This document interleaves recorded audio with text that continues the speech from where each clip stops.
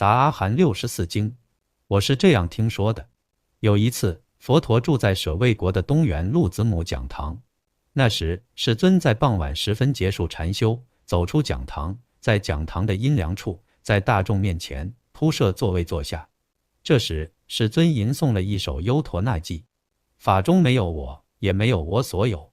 既然我将不存在，我所有从何而生？比丘若能解脱这些执着，就能断除五下分结。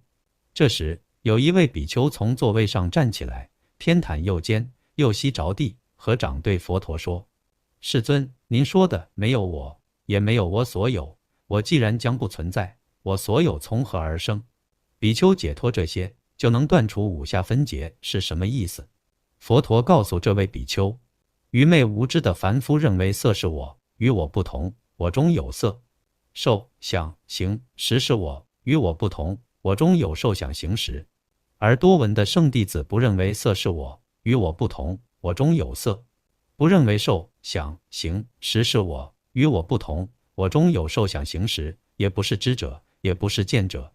他们知道色是无常的，受想行识是无常的；色是苦的，受想行识是苦的；色是无我的，受想行识是无我的。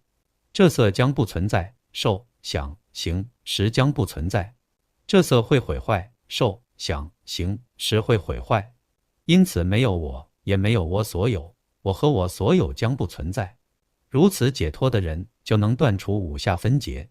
这时，那位比丘对佛陀说：世尊，断除五下分结之后，如何能够漏尽无漏心解脱、智慧解脱，在现世中自知自正，完全安住于我生已尽，梵行已立，所作已办，自知不受后有这样的境界？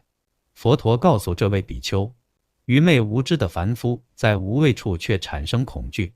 愚昧无知的凡夫害怕无我、无我所，这两者都将不生，但他们却攀缘四种识住。哪四种呢？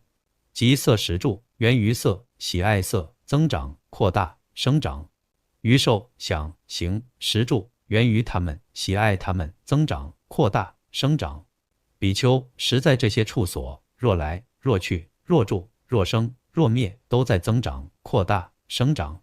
如果有人说还有其他的法，实可以在其中来去、助力、生灭、增长、扩大、生长，这只是空洞的言论，问起来就不知道了，反而增长愚痴，因为那不是真实的境界。为什么呢？比丘离开了色界的贪欲，对色的一生负也就断除了。对色的一生负断除后，识的攀缘也就断除了，识不再有所住，不再增长、扩大、生长。离开了受想行界的贪欲，对受想行的一生负也就断除了。对受想行的一生负断除后，攀缘也就断除了，识无所住，不再增长、扩大、生长。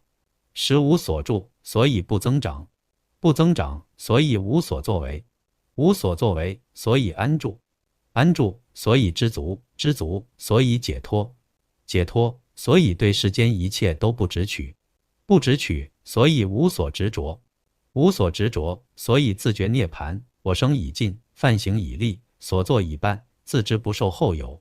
比丘，我说识不住于东方、南方、西方、北方四维上下，除了欲、见法、涅槃、灭尽、寂静、清凉。佛陀说完这篇经文后，众比丘听了佛陀的教导，欢喜奉行。